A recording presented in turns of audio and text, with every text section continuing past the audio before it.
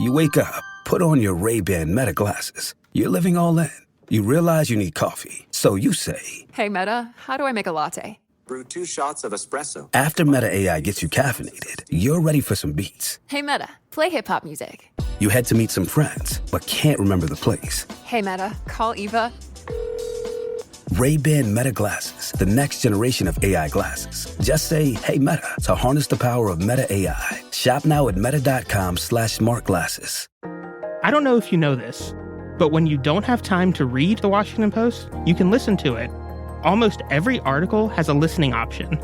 And right now, you can become a Washington Post subscriber for just 50 cents a week. It's an incredible deal. Stay on top of what's happening by signing up at washingtonpost.com/pod. That's washingtonpost.com/POD. It's beginning to sound a lot like the holidays. The Roku channel, your home for free and premium TV, is giving you access to holiday music and genre-based stations from iHeart, all for free. Find the soundtrack of the season with channels like iHeart Christmas and North Pole Radio.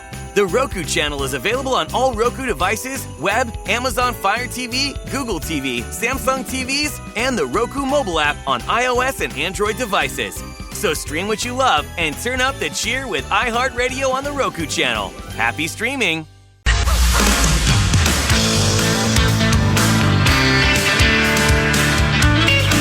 Hey Rubes, this football season, Bell Bank is giving one KFAN listener each week $1,000 to pay it forward to a charity of their choice. Just head over to KFAN.com, keyword contest to learn more and enter today. That's KFAN.com, keyword contest.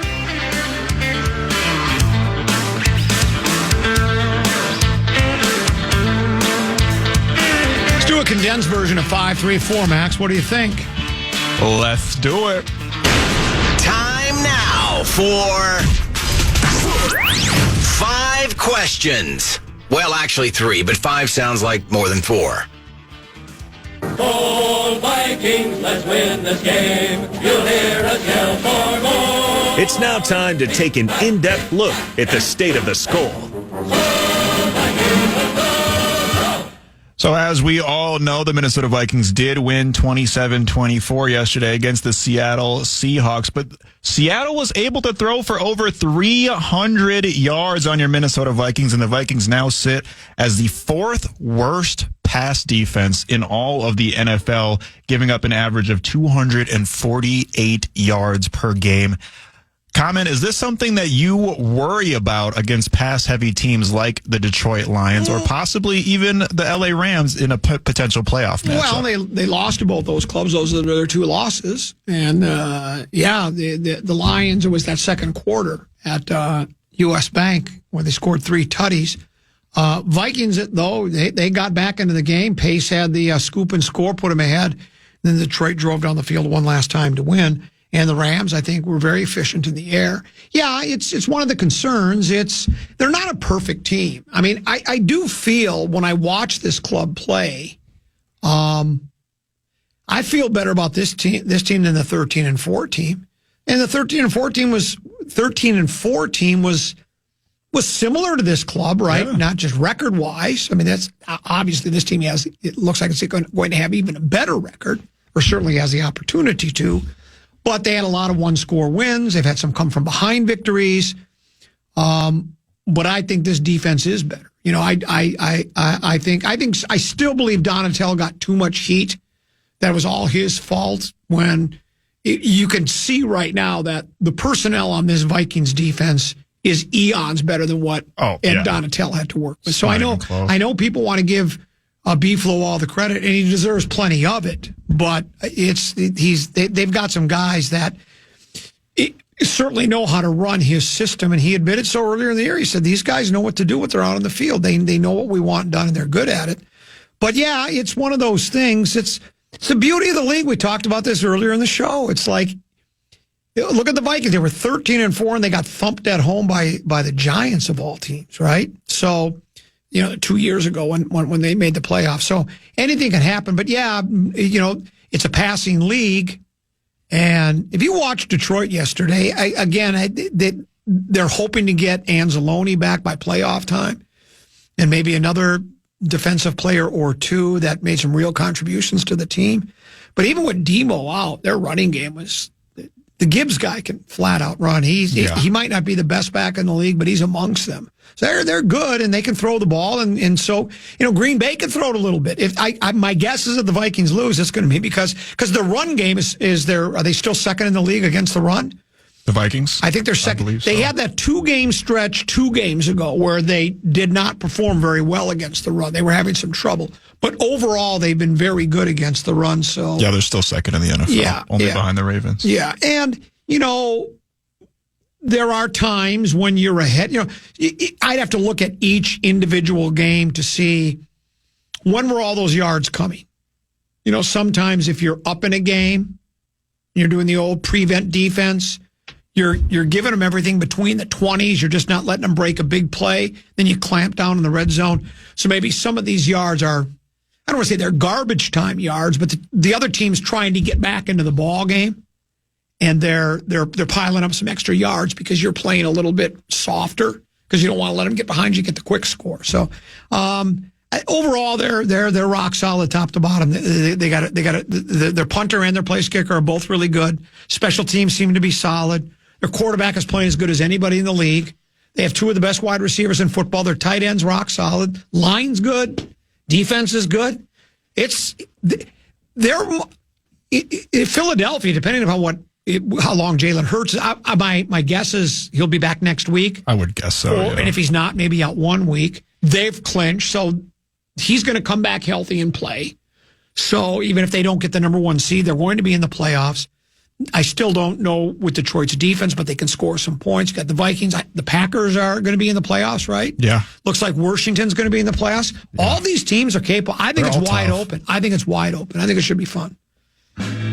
We got time for one more, or should we go ahead to break? Let's just go to break. We better, because I don't think the coach will start right on time, and we'd like to get him at the very beginning. So we'll break. We'll come back. That's 5-3-4. Head coach of the soon-to-be big game world champion Minnesota Vikings is day after the game news conference next here on The Fan. You wake up, put on your Ray-Ban Meta glasses. Classic style, innovative tech. You're living all in. You realize you need coffee, desperately. So you say, Hey, Meta, how do I make a latte? To make a latte, brew 2 shots of espresso. After Meta AI gets you caffeinated, you start walking to work, and you need a soundtrack. Hey, Meta, play hip-hop music. With the built-in camera, you snap a pic of a dope mural on the side of a building that you think is worth sharing. Hey, Meta, text my last photo to Eva. Sending message. After work, you head to meet some friends. Hey, nice glasses. Ray-Ban Meta glasses, the next generation of AI glasses. Just say, hey, Meta, to harness the power of Meta AI. Listen to music, make hands-free calls with open-ear audio and built-in microphones, and so much more, all while staying present to the world around you. Shop Ray-Ban Meta glasses at meta.com/smartglasses.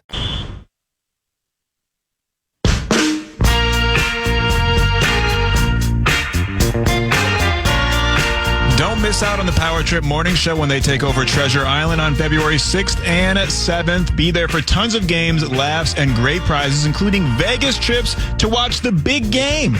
Book your stay using promo code KFAN for both the 6th and the 7th to save 15%. To get your full details and book your stay today, head over to KFAN.com, keyword calendar.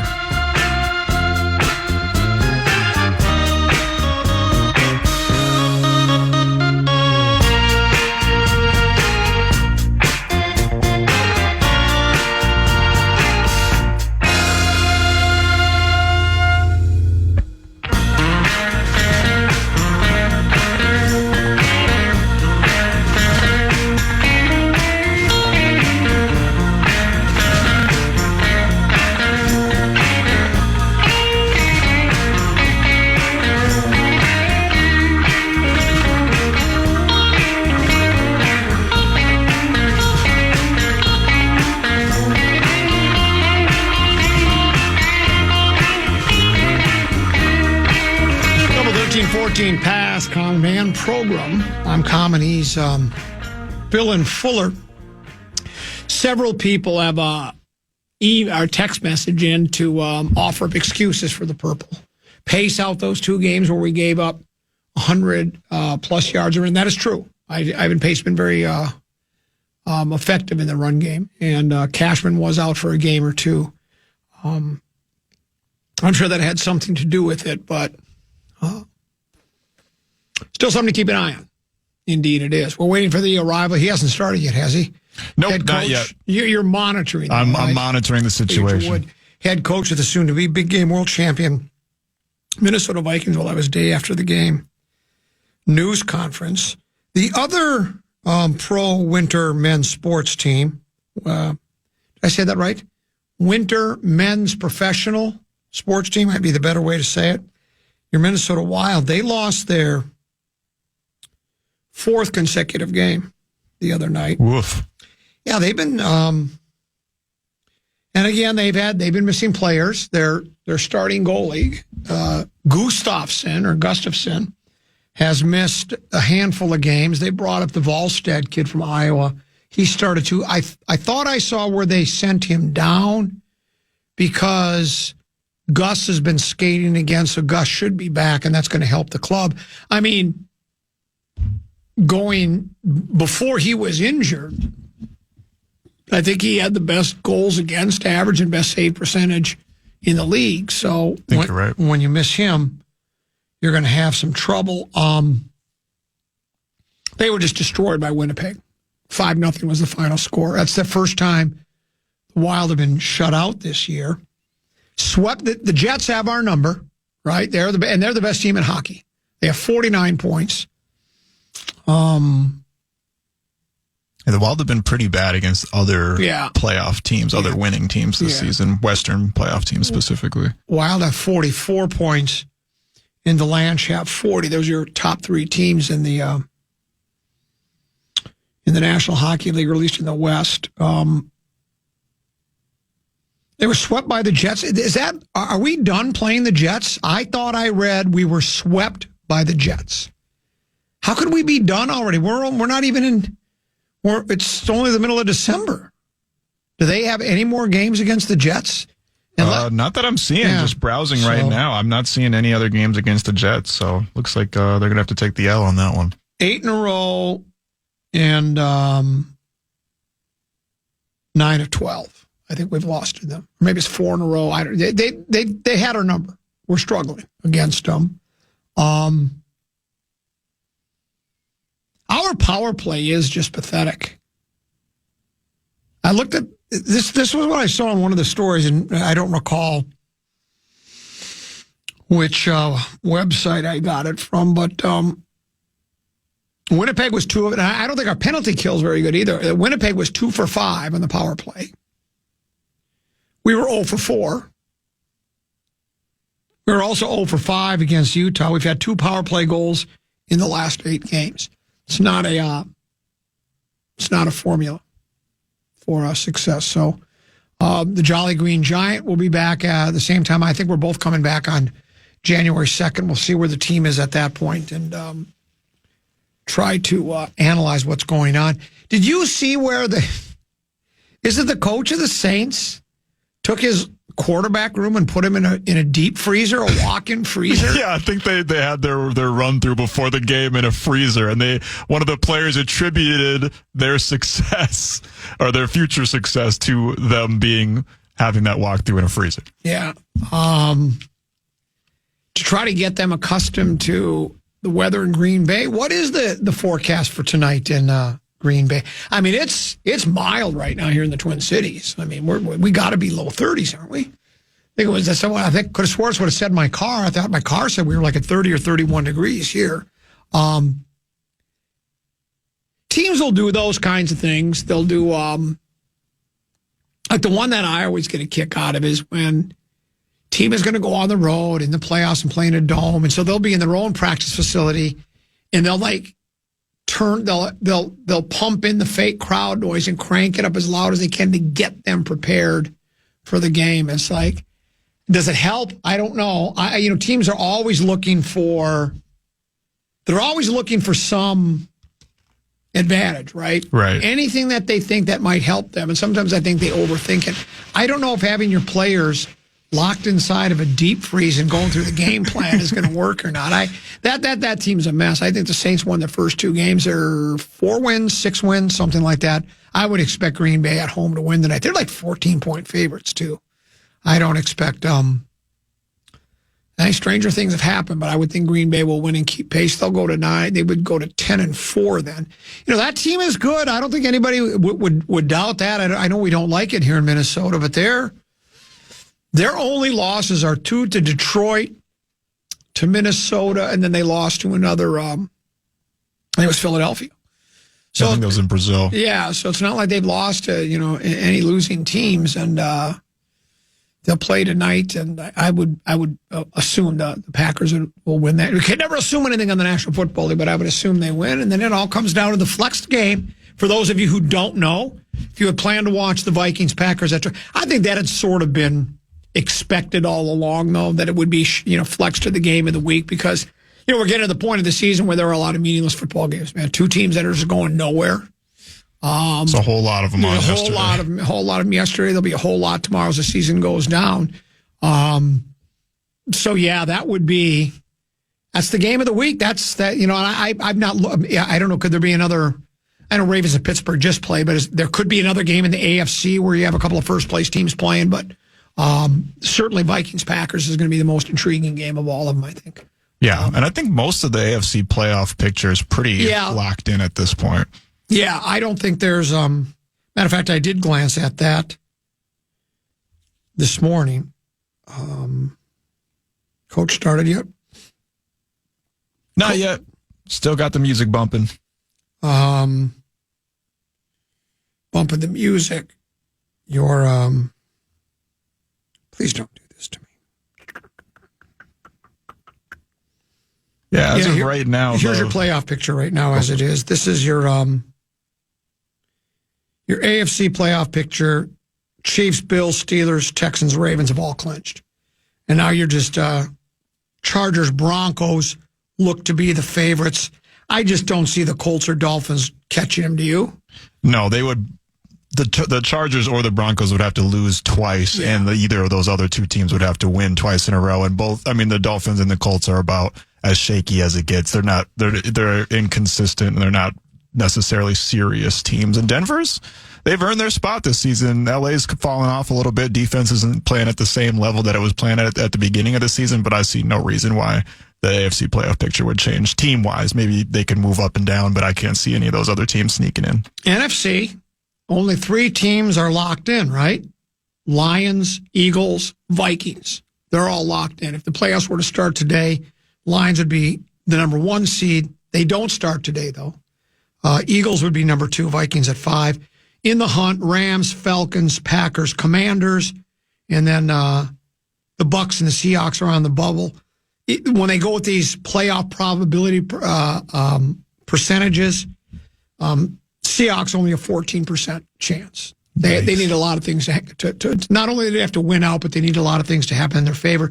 Bucs, that was a devastating loss for them last night. How do you lose to Dallas? I guess it's just the way the league is. I have no idea. That's a game you're supposed to, if you're serious. I remember just a week or 2 ago, we were trying to, handicap the playoff possibilities, and I was like, that Tampa Bay team could be a sleeper. And they still could, but they might. I don't think they're going to make it now. So,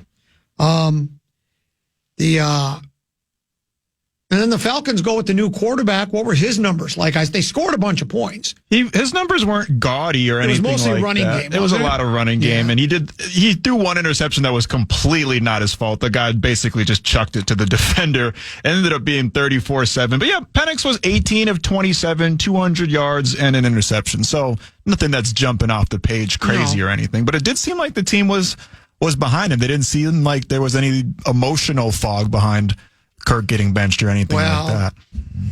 I don't know how there could be. I mean, you talk about a career that, and again, to do a long rambling dissertation or analysis of everybody knows the Cousins story, but then he gets paid the big bucks because Atlanta thinks he might be that, they figure, well, we're a quarterback away and he's, I guess, the best guy out there, free agency. and they got him, and it's just been an abject failure. And then I see all these stories saying, where will Kirk end up next year? I don't think he plays again in the league, do you? Unless he takes a monumental pay cut. No one's going to pay him. What team in their right mind would give him even $100 million over like 3 years? Right. And it's not necessarily like, if you look at, obviously, two completely different quarterbacks, but if you look at the Bengals, none of what's going on with the Bengals is Joe Burrow's fault. So it's not even one of those situations where you can look at Kirk's numbers and say, well, he's still playing great, but it's Atlanta's defense. No, he's been subpar at best. And all of the teams that are going to be in desperate need for a quarterback are probably just going to draft one rather than paying Kirk $1 bajillion. Yeah, unless he decides, unless he faces reality, because I don't think the market is going to be very strong for him. Is that a bullish market? Is it a bear or a bull? There's two different markets, and I don't know which one means. I think bullish is positive. Is the positive? Right? Yeah. Okay. So I don't think it's going to be a bullish market for Kirk Cousins. I don't think. Unless he does say, I get it, and I don't. I know that I'm not going to get signed to a $180 million contract again. It's just not going to happen. Nobody's going to give him that money. I don't think so. And maybe the Penix kid will. Now, that's, you're always looking for the Cinderella stories. Let's say as the next 2 weeks, he plays better, they make the playoffs, and suddenly he's turns into Sam Darnold. He's winging it all over the field. But let's hope not, because if the playoffs started today, the Vikings would go to Atlanta to face off against them. So let's hope that he turns back into a pumpkin if there is any Cinderella to him. I'm not concerned with Atlanta. Oh, not one bit. Am I this is where I'm going to get the people that are paranoid about their favorite clubs. I think the Vikings are the favorite in the NFC right now, even though they're the 5th seed. They're the healthiest. They're the healthiest. They've got the most momentum. I mean, they're right up there. Their offense is right up there with Detroit's, considering Detroit's injuries. Correct. Their defensive strengths kind of cancel out the Eagles' offensive strengths. I mean, I think you're onto something. I don't think you're on something. I think you're onto something. And I'm not saying, well, Vikings are going to the big game, but I think they can go to the big game. Their chances are as good as anybody else, and I think they're better than Detroit. I do think Detroit is going to have trouble still moving forward defensively, especially against the Vikings offense. Vikings can move the ball. Darnold, if anybody, after the first few weeks, he was playing pretty well. I'm thinking, okay, beginner's luck, I wasn't completely sold on him. And we discussed, after he signed the $10 million contract, we talked about it a lot on this program. Matter of fact, as far as I know, I was the first to suggest it. If all the pieces that they have on offense, including a quarterback whisperer, a guy that knows how to call plays, if that's so advantageous to a rookie quarterback, why couldn't it be advantageous to Sam Darnold? And that looks like what it's not. I also have stated on a couple of occasions, I think spending a year with San Francisco and being with a team that got to the big game, and Shanahan's pretty good at what he does too, right? Yeah. I think that had to have helped Sam as well. That's almost like, okay, you're now with a real team. You're not with the Jets or Carolina. You're with a real team that knows how to develop quarterbacks, knows how to put an offensive game plan together, knows how to play, and then it's like going to college, right? It's like getting a master's degree and watching football, right? And now you saw it. Now you go to Minnesota, you get the KOC twist to it, and then you're plopped down in a pretty good situation where you got a really good defense, and you got two really good wideouts, tight end, running back, offensive line. It's worked out pretty well there. Barring any major injuries, that's the fear you have, I guess. Here's KOC. Proud of our guys yesterday. It was, good tape to dive into. Felt like December football, between the elements and being on the road.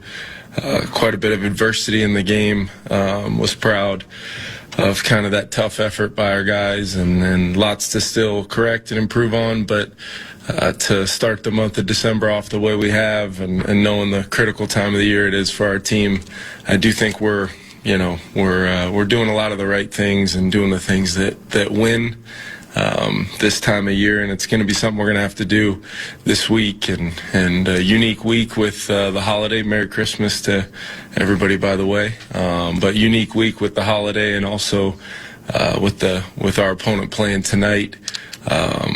Second time around against this team. So there's going to be a lot of unique aspects of the preparation this week for a really good team, and going to be a NFC North, classic NFC North battle between two really good teams. And glad we get them at home. Our home environment's been phenomenal, so very much looking forward to that. Giving you guys an update. Harrison Smith, as I kind of said yesterday, truly was kind of a game time feel to that. So to get the victory, and also make sure we gave him a day, he should be able to progress through the week and be available for us. Jalen Redmond's doing well in the protocol. Entering kind of the next phases of that, and hope to work him back in throughout the week. And then we will open up Ivan Pace's window to begin practicing. Very excited about that. And then Fabian Moreau is really the one that, will be a progression throughout the week to see if he can be available for us. And Kevin, what are the unique things that Ivan brings to your defense? And then just to clarify, you made it sound like he definitely is going to come back this week. Well, we're going to open his window, so and we'll see how he progresses. And coming off of a hamstring, you never quite know. So I don't want to be absolute, but the plan is, as of right now, to open his window, get him some work, and then hopefully have him available. But what he brings is, we talk a lot about play style. Ivan is, he's the poster guy for that, because he tackles, he flies around. When he blitzes, he's as impactful as anybody. And when you can really get him and Cash out there at the same time, they both can really play to their strengths. They're both really good blitzers. Cash is phenomenal in coverage and reading the quarterback. And when you can kind of pair those guys together, run and pass, that's when we're at our best, considering Metellus, Harry, and Cam, their impact from the safety position. So, pair all that with, you see the impact Andrew Van Ginkel's ability to drop. Now we're seeing it with Dallas. Grenard making a play on a screen, kind of sniffing that out. So you're just seeing the versatility of kind of the whole group. Good to have Gilly back as well. Really, really tough matchup, and thought he battled all day versus Metcalf. One of the really good receivers in our game. So it was really productive, and the guys stepping in for Harry, both Theo and Bobby, I thought did a lot of really good things as well. Kevin, it feels like you guys have had a lot of success recently with like those deep spray out routes with anticipation with Sam. Like what is the key to making those plays work as well as you guys have? Yeah, I think we have to have the availability to throw out-breaking routes. We do like to throw a lot of in-breaking crossing routes, dagger-type cuts. So to pair those together, that's really where you start talking about all angles of the cut for both Jordan and Justin, obviously. And then you build some layers to that where we can play off of some looks and some leverages and try to allow those guys to have a little bit more freedom at the line. And then you got to have a quarterback that can drive the ball to the chalk. I mean, that's what Sam has proven to be pretty elite at doing, is pushing the ball. That's the phrase I use, where we're attacking every blade of grass. That doesn't just mean vertical. That means sideline to sideline. And I think that's a huge part of what's helped us this year. What was it like for you to get a game ball? Yeah, that was really special. I think that was my third one now. I got one after our first win, after my fourth child was born in 22, when Callie was born, and then that one. So it was special. This whole year has kind of, I truly have really relished those moments with the team after these victories, where we're able to go and put a lot of different parts of this organization together in a 3-hour window to get a win. Those have been the real highlights for the year for me, for sure. And nobody I respect more than Brian O'Neill, so to get that from him in that moment was really special. Do you feel like the camaraderie of this team, was that an intentional aspect for you guys, or is it just a blend, those guys have just meshed? No, it was day one. I thought it would be a critical part truly maximizing, who we would become as a team. Not just for moments like yesterday, but there's been a lot of them throughout the year where complementary football sometimes is something that people throw out as a loose term, but to do that, you've got to have the right makeup to the team. And I think it goes back to a big intent for last offseason was making sure we added not only the right kind of players, scheme fits, and especially on the defensive side, but the right kind of guys.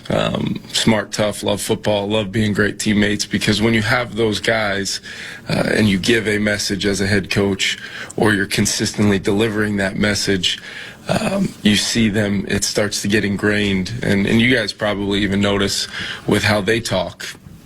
I'm not telling those guys what to say. I'm not telling them anything other than, messages of what I think it's going to take to win every game we play, but then also the foundational piece that between our football philosophy and what we feel very strongly about that matters is the makeup of our locker room and the culture that those guys have built here, that we're all trying to adhere to that standard, because it's not about ourselves, it's about each other. And when you have that in those moments, that's when you feel a totally connected team. And I think this team has shown that we can be relentless in our pursuit of kind of upholding that, which I think is a really big thing. But it's all about the guys, it's all about the players and their ability to take ownership of the things that are important for this organization and this team, and they've shown to do that. What do you think is the... No, go ahead. It's been sort of the... from your vantage point, at least, why do you think that Justin and Sam have been able to get on the page that they're at? Like, I don't know if it's a direct correlation, but if you look after the Jacksonville game for Sam, we know how that's gone, and it's kind of gone sort of similar for Justin since then, too. I don't know what you've seen that has come about. No, it's a good question, because I've seen it as well, and just even there were some tight completions there yesterday's third down, in the second half there, Justin right on the boundary. That's a tight, well defended throw.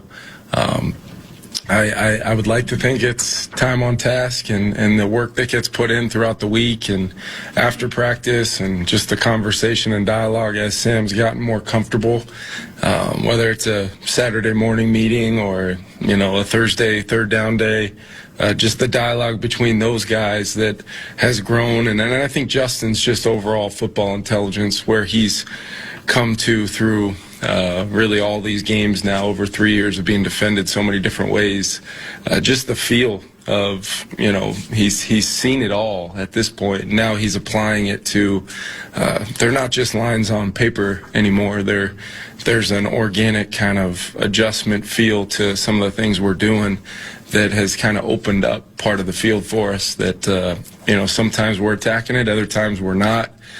But throughout the course of a game, we kind of have the ability to, when we need that play, we can stack all the information gathered that day on top of, the thousands upon thousands of reps of building that rapport that those guys can then make those plays in those moments for sure.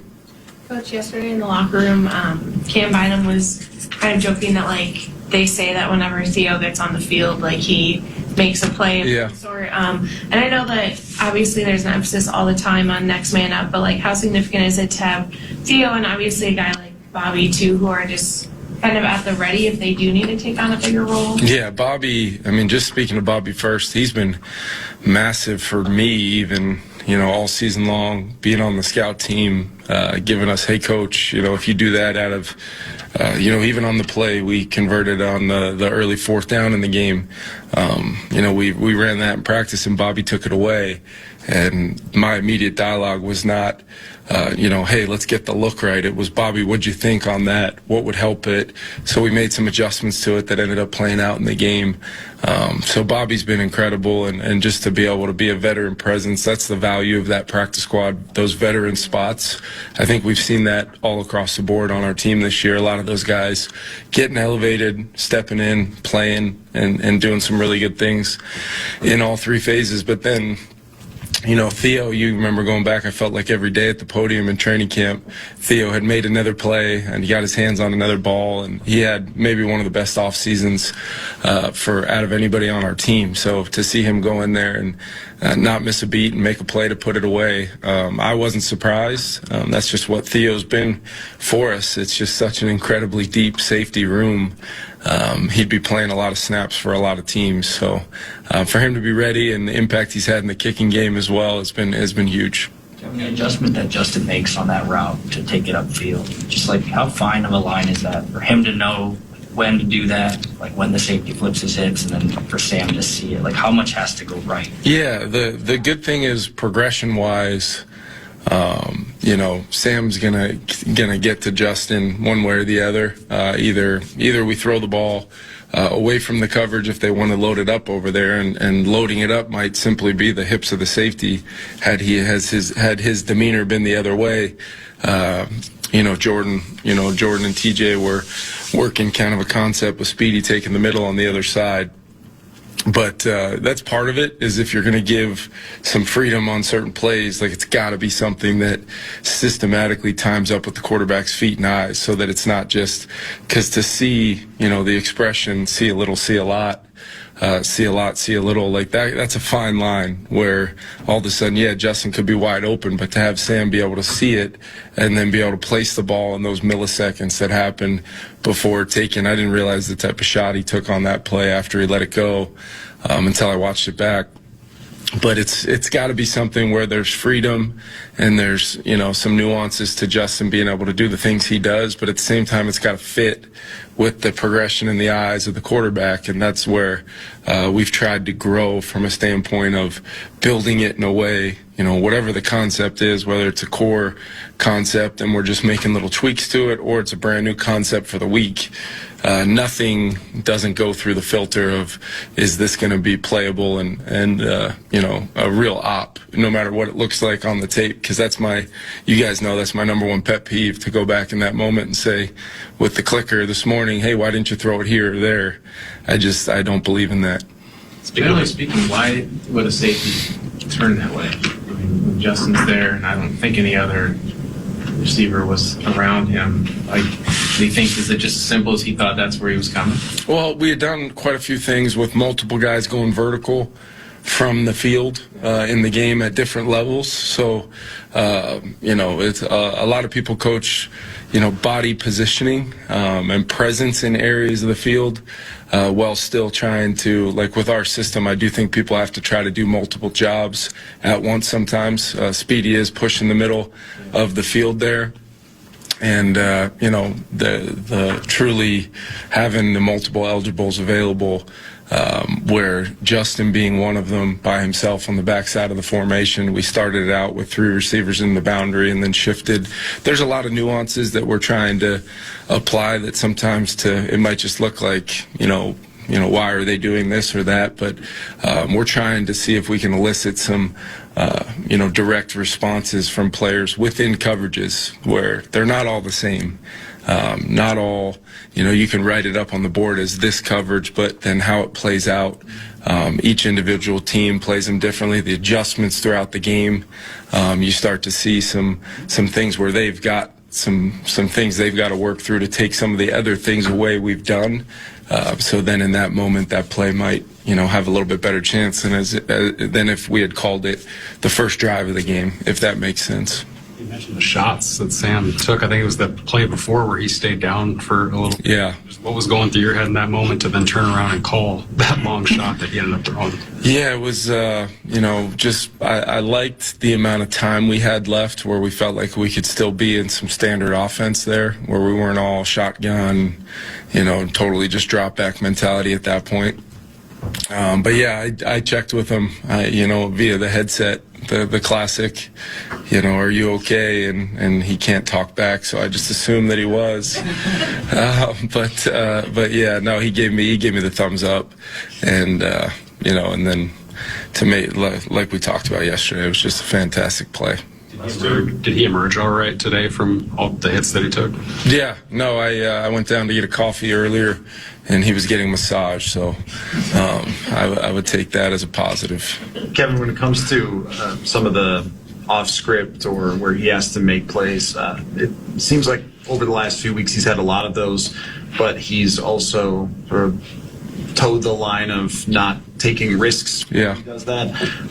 Well, I guess what have you seen from that, from being a playmaker but also not putting the football at risk? Yeah, he's shown some tremendous growth from a standpoint of, I don't think he gets enough credit for his athleticism, both short area and then when he does move, the amount of ground he can cover.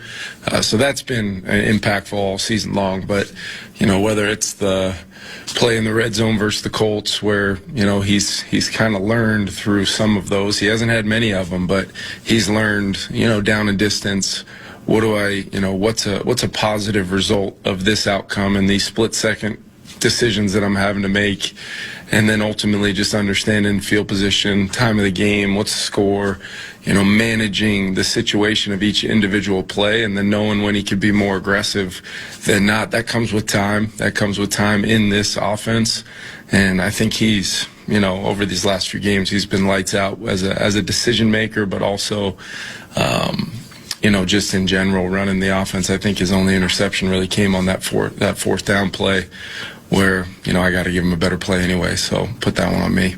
Time for two more questions. What do you think of Levi's first defensive snaps, and what have you observed from him just on his journey here to get to that place? Yeah, I think he's been, he's a guy we're pouring into, obviously, for the long term. We think he's got a lot of, upside from a versatility standpoint, rushing the passer, continuing to grow and defending the run and how it fits with his role in our defense. But he's just a guy that, we have, when Jalen wasn't able to go, it was Levi's up, and it's not just the next man up, and you got to step up and play. We have a lot of confidence in Levi to go in there and do his job, and that's what he did. Limited snaps, but I thought he's been impactful whenever he's gotten opportunities, and very, very much a positive future for us. I know that for sure. That's the head coach of the soon-to-be big game world champion Minnesota Vikings, Kevin O'Connell.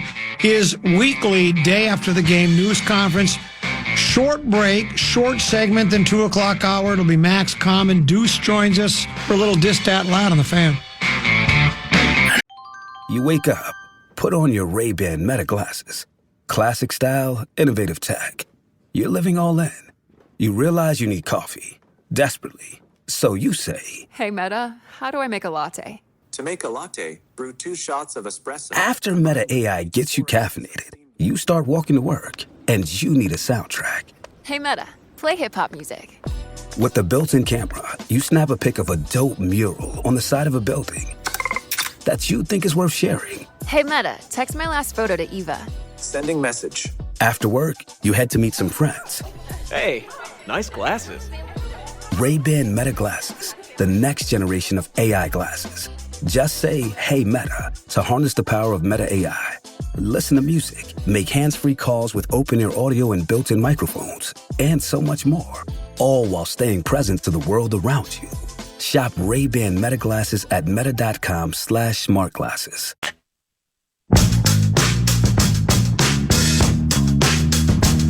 Find our street team outside of U.S. Bank Stadium this Sunday before the Vikings take on the Green Bay Packers, and ask us how you can enter to win great prizes, including a $100 store gift card to our friends at Shields. Get the full details now at KFAN.com. Keyword calendar. Couple 13-14 pass, Common Man Program. Very short segment here. That was the head coach of the soon-to-be big game world champion Minnesota Vikings. Several people have texted me on the Bradshaw and Brian KFAN text line to say that if Cousins does sign somewhere else where next year, does sign elsewhere for next year, Falcons are on the hook for a lot of that money, which is true. I still don't. I guess somebody might want to, at a cheap price, have him, but. Yeah, I get what the texters are saying, that he'll probably do a Russell Wilson and maybe sign for a vet minimum or something like that. But I just can't see any team that's even, what's the point in taking a chance on him? He's 36. Coming off Achilles. He was never that good to begin with. Right. He was okay. He was slightly better than average. I don't know. I guess if you're if it's just another bridge year for you, you're just waiting to find the right guy, go ahead. But he doesn't appear to me what I've seen. Stranger things have happened. I just don't, because look at Sam Darnold, but I don't see a run with him going anywhere. We had as do this short segment here.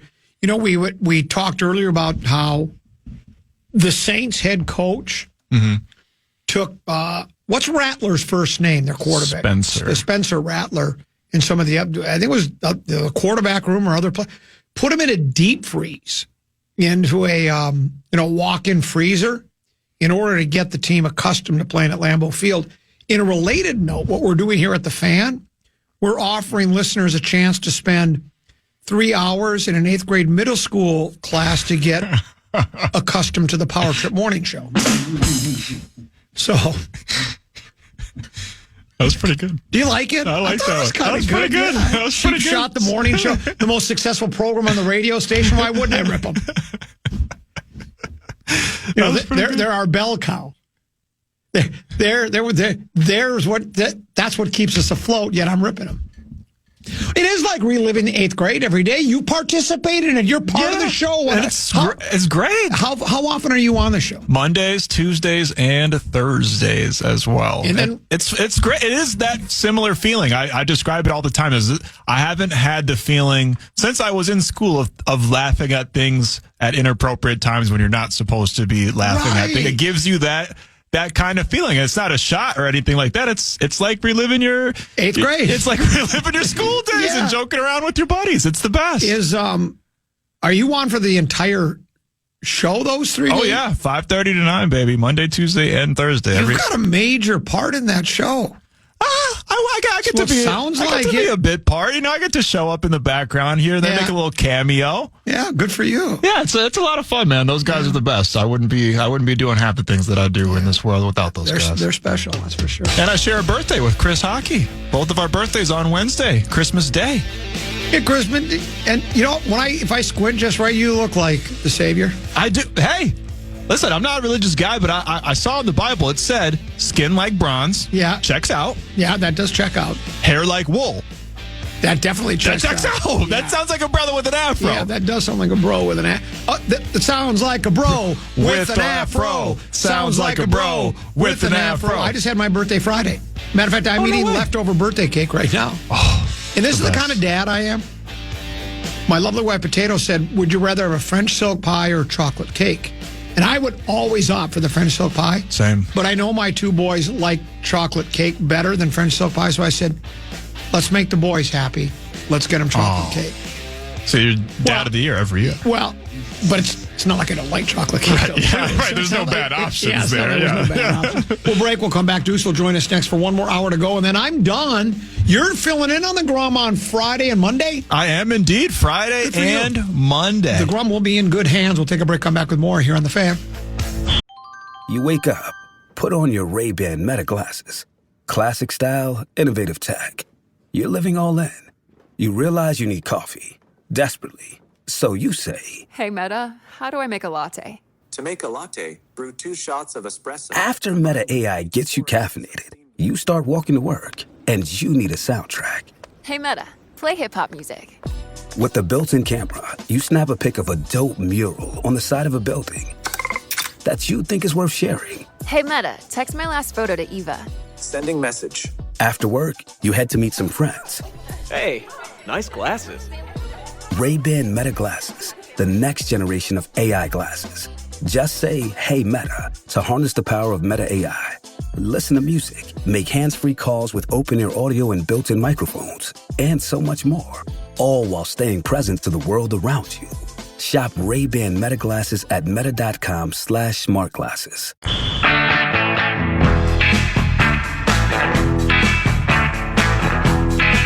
Join Paul Allen in charge this Friday at Buffalo Wild Wings Plymouth for the Friday football feast. Be there as the guys get you set for a border battle on Sunday. Enjoy great food, cold drinks, and your chance to win great prizes all morning. Doors open at 8 a.m. Get the full details at KFAN.com. You guessed it, the keyword is calendar. This is going to be a great segment, and you have to listen to it live because we're going to play some licensed music. Let's go. Let's go. I mean, I think people understand our dilemma here, and I actually stick up for the company. But you have to pay Well, you have to pay ASCAP BMI licensing to play licensed music. You just can't play it for free. And it costs radio companies. I mean, like if a movie puts a song in, like for instance, when Easy Rider put "Born to Be Wild" in, they had to pay hundreds of thousands of dollars to the guy that wrote the song. If you're going to use my song in your movie, you can't just use it. When you were spinning Hot Stacks of Wax at the VU, when you're playing that music, the VU is paying ASCAP BMI fees because that's music being paid in public. Radio station, same thing. Wasn't licensed for podcasts because that didn't exist when those licenses were signed. Right. So if I'm a record label or an artist, I'm saying, well, wait a minute, this is a whole new delivery system. Sorry. They're barely, I've heard they started cracking down at stadiums these days. Yeah. Now. So now it's like, okay, so then we would have to pay like hundreds of millions of dollars. No, just tell your guys not to play licensed music. But we can't over the air. The thing is, we take our shows and we podcast them, and that's where you have to eliminate the music. And we don't want to eliminate. That's too much work. I don't want to put you in 10 to be through. Okay, where I start talking, chop out Born to Be Wild. It just doesn't work. But we're going to do it today. We're just not going to put it on the podcast. So we're going to Deuce, what are you doing? Hanging out.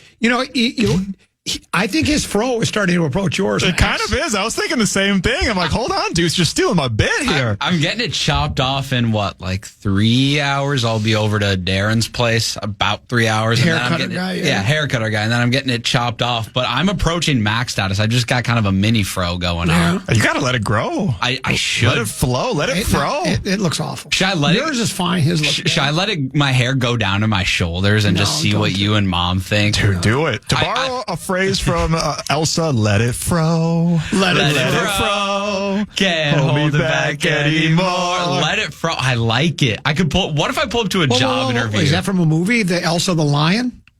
Is that what you guys were saying? Is that from Lion King? Not quite. Close. You're on the right track. Far, yeah. Frozen. Same kind of message. It's Frozen. Oh, Frozen. 2013, I think that movie was. So they've sold plenty of toys and everything. They got a sequel and all that. Big movie. Not for me personally, but I saw it in theaters. Oh, my daughter, I've watched that movie more times than I can even count. That was right when she was born. Yeah, we had the Frozen dress, all the dolls, a Frozen karaoke microphone, Frozen chopstick. I mean, everything. Any merch that they had, Frozen Afro pick, everything that they had, that we had it. What was your grand total having to pay for that stuff? Hundreds of dollars. Hundreds of dollars. The first movie Deuce ever saw was Cars. But we had to leave. Well, it was so loud. You were 4? I was 3 or 4. That movie, I think Cars was 2006, so I was 3 years old. And it was at Oakdale Carmike Cinemas. Now it's a home furniture, but it used to be a lovely movie theater. And I remember Mom said that I was always a fussy kid. I was always a fussy. Never. I couldn't be fussy, right? But no, I made a lot of noise, and the noise in the theater was really... I was there. I brought you in. We had to leave the movie theater. Yeah, it was really bothering me, so I had to be removed from the theater. It would freak you out as a kid, because that Dolby sound... Oh, yeah. That's like being inside of a rock concert. It just hardcore. Echoes. And there's nothing like it when you're a kid. No. That's your first time experience. Yeah. My daughter was the same way. She was only interested in playing with the foot thing, like the footrest thing. Sure. Yeah, she'd make it go all the way out, then put it all the way back, then make it go all the way. And so eventually we're just like, it's just me and her mom watching. So you were a Dreamliner. Oh, yeah. You were doing the Dreamliner. Oh, yeah. Dream Lounges. I don't know if they had Dream Lounge when Deuce started first going to the movies. Maybe Dream Lounge was around, but they're everywhere now. Every theater's got them now. But we liked Carmike because we could get that top right spot, up in the corner of the theater. I told him, I'll take you boys to the movie under one condition. We're sitting in the back row, upper right in the corner. You can set all your stuff down up to the side. It's the best. Yeah. Phone and candy. I always go to the very back row. I don't want to be in the middle, and I don't want to look up. I don't want to be too close to the screen. Hate it. Feels like my eyes are burning out of the back of my head. Deuce and baby brother Peter saw Horton Hears a Who 10 times. 10 times. I took him 9 of the times. Weekend after weekend, every Saturday we went to see Horton Hears a Who. It got to the point where I could recite every line in the movie. Yeah, that was me with Frozen. I was singing along to all the songs, and yeah. And it really makes a lot of sense in the long run because there are movies that I'll go back and watch multiple times just because I think the movie's so great. And every time you notice a new thing about the movie, like I've seen Goodfellas like 3-4 times now, and each time I watch it, it gets a little bit better because one of my roommates wanted to watch it, so we sat back and watched Ray Liotta? Yeah. Pesci, De Niro, great movie. Yeah. All-time great. Seen it a handful of times. And watching the same movie over and over again is very repetitive, and you're used to it with your father. Oh. Just repetitive over and over and over again. That was just practice, getting ready for... Well, and that's what I did was... And I also was one of those, I rationed the Reese's Pieces. Because if I give them a box of Reese's Pieces, they're gone before the previews are over, right? 100%. Oh, it's So gone. what I would do is I'd say, okay, you can have Reese's Pieces, but I'm doling them out. So I'd have the box, they'd put their hand out, and I'd give them 5 or 6 and say, you got to make that last for a while. And then they would. And then they'd want more. We'd get to the end of the movie. By the time we got to the last 10, 15 minutes of the movie, the Reese's Pieces would be gone. You haven't... That's genius. You planned out the Reese's Pieces more than you planned out the Grum. You are correct, me boy. That's exactly what I did. I can't think of a whole lot of wise things you've necessarily done in your life, What is old that man. But supposed to that mean? was one of them. Well, it means that you got a lot of street smarts, not many book smarts. Yeah, well, that's true, too. So, yeah. So, I mean, when I was... What's the first movie? Your first one was Cars. Do you remember the first movie you ever went to? No, I think the first movie I remember seeing in the theater, I think I was 3 years old. It was a re-release of The Empire Strikes Back. Oh, sure. And it was in the theater because I remember obviously just being awestruck by the whole, grandiose nature of Star Wars, but also I remember being the only person in the theater when that moment comes and he's like, Luke, I am your father. Everybody else was just like, and I'm like, what? Are you serious? And I'm like looking around like, nobody's reacting to the Darth Vader is the main character's dad. Yeah. This is like Space Maury. Yeah. This is insane. And nobody I couldn't else believe it. Yeah, because everybody else saw it probably 10 years before, 13, 14, 15 years before that. I'm trying to think of the first movie I ever saw. It was either a James Bond movie. Live and Let Die, I think you told me. No. I went to the movie theater well before Live and Let Die. That's 1976. 73. 73. I went to movie theaters when I was in the 60s. When you were in the 60s? Well, sure. Matter of fact, if it wasn't James Bond, like Goldfinger. When was Goldfinger? I think 64. Or 65, maybe. Then it wouldn't have been that early, I don't think. It must have been... Who was the Bond? Was it Connery? Yeah, Bond. In the 60s, it was Connery. Yeah, it was Connery. Absolutely. Throughout. It was either a Bond movie or... Have you heard of the movie To Sir with Love? Oh, yeah. With Sidney Poitier? Yeah, I've seen that movie, yeah. Yeah. My brother and I went to see it at the Camden Movie Theater. I couldn't have been more than... When did that come out? 1967, I bet. Yeah, that was 67. That's exactly spot on. That might have been the first movie I ever saw at the Camden Movie Theater. Man, To Sir with Love. Great movie. Oh, it's a fantastic movie. It's a fantastic movie. Lulu, who sang the song To Sir with Love, she's still alive. She still performs in England. They love her there. She sang a Bond song for one of the Bond movies. I think it was The Man with the Golden Gun. Did she really? Yeah, I think she sang a Bond song. I think it was Man with the Golden Gun. You're right, 74. 74, yeah.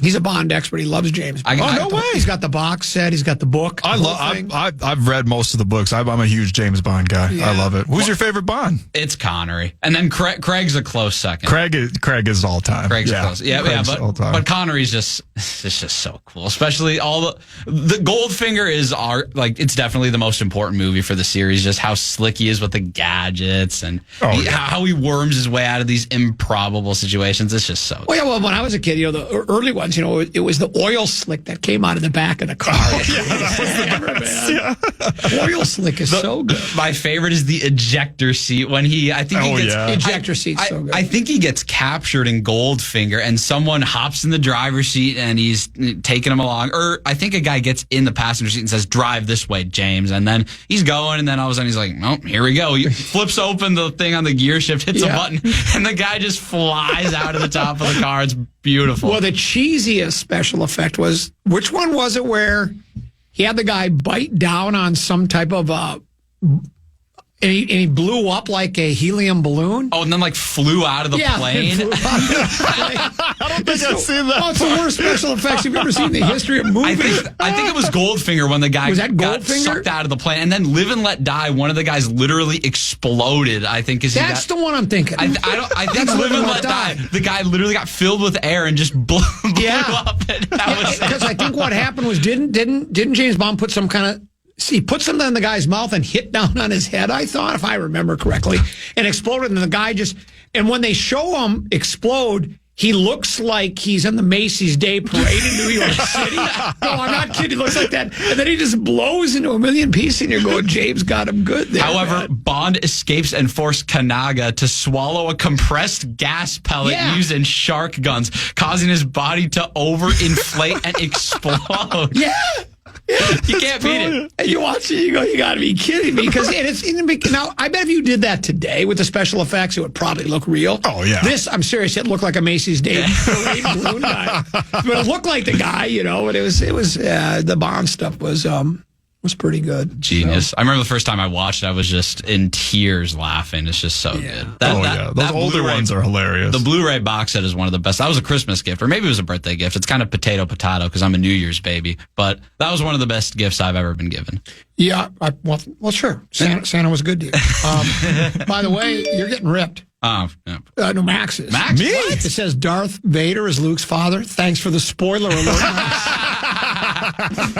That's brilliant. Genius. Yeah. Brilliant. All right, let's, we're going to get, somebody wants Deuce's Bond power rankings. We'll do that on the other side of the break. We'll get Max's too. Oh, yeah, for sure. And Deuce, think of some songs you want to show your old man, by the way, in the last segment, maybe next segment. We're going to show him some youthful songs to try to put the common man onto. I love it.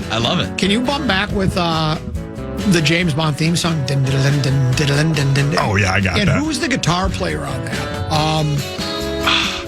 I just read about him the other day, about 2 or 3 weeks ago, the guy that plays that riff and that guitar.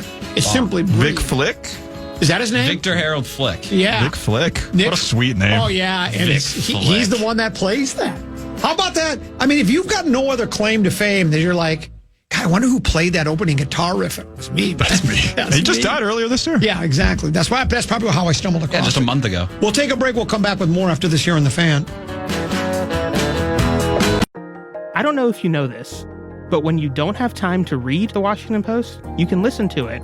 Almost every article has a listening option. And right now, you can become a Washington Post subscriber for just 50 cents a week.